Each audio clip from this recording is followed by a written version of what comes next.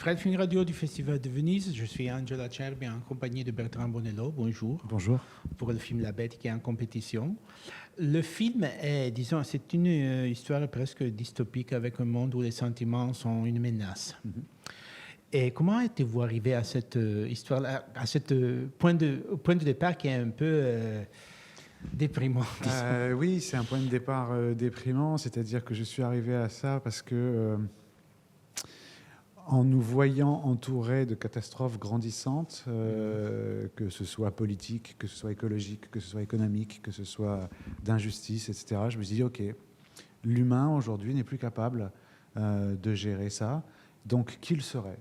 Donc quelqu'un qui réfléchit sans émotion, donc une machine, donc l'intelligence artificielle. Le raisonnement, je pense que ça a été ça. Moi, il m'a permis de surtout mettre un personnage en face d'un dilemme terrible. C'est-à-dire, soit tu peux avoir un travail intéressant, mais plus d'émotion, ou alors tu restes useless people et tu peux garder tes émotions. Donc voilà, c'est ce dilemme-là qui va être à l'intérieur du personnage de Gabriel pendant tout le film, en fait. Et en fait, l'idée d'une intelligence artificielle qui peut nous effacer les mémoires des sentiments, c'est un peu effrayante. Et c'est très contemporaine, parce que je ne sais pas si... Quand est-ce que vous avez commencé à écrire le film? Moi, j'ai commencé à écrire le film il y a 4 ans. Voilà. Et je ne me doutais pas du tout que l'année où il serait montré, ça allait être aussi contemporain, puisque c'est au printemps, le nombre de dossiers sur l'intelligence artificielle, sur les peurs, sur les dangers, est-ce que ça va tuer l'humanité, etc. J'étais très... Voilà, et là, on est au Festival de Venise, beaucoup d'acteurs américains ne sont pas là, même français, puisque Léa Seydoux n'est pas là. Parce que l'intelligence artificielle est au cœur des négociations qui ont conduit à la grève. Donc oui, je ne pensais pas que le film serait aussi contemporain, c'est vrai. Le film travaille sur plusieurs plans temporels qui se croisent, qui c'est très fascinant pour nous à voir, mais je crois très compliqué pour vous à faire, n'est-ce pas?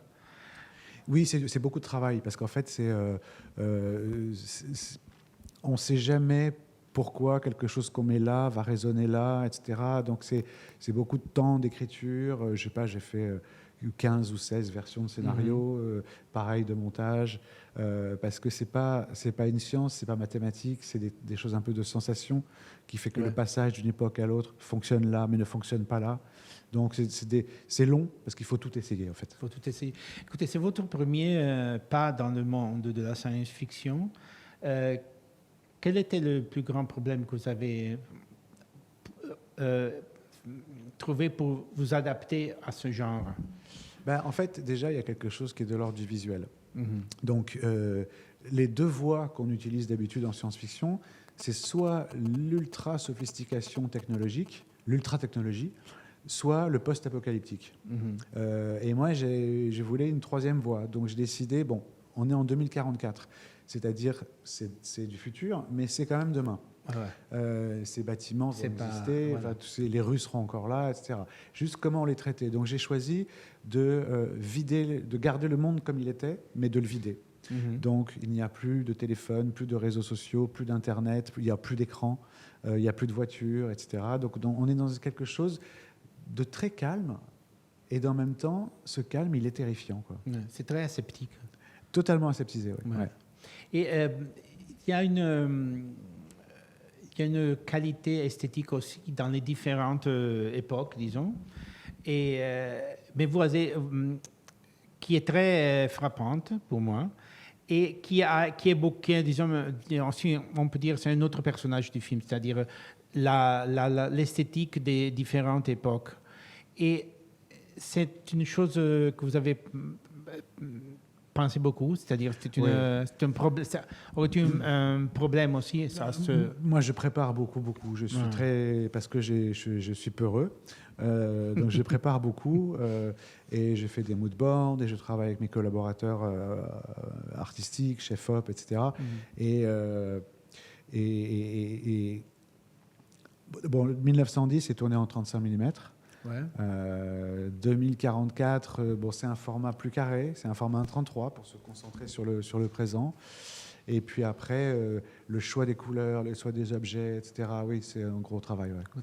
Mais c'est un travail que moi, j'adore faire, mais surtout qui me fait réfléchir au film qu'on va faire.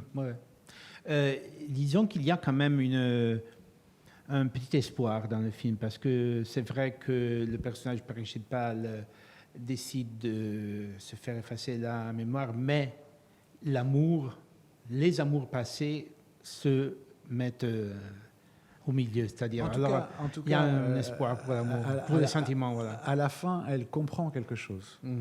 C'est-à-dire que bon, elle a perdu évidemment l'homme qu'elle aimait, mais elle a compris aussi ce que c'était que cette peur qu'elle avait, cette bête qu'elle avait.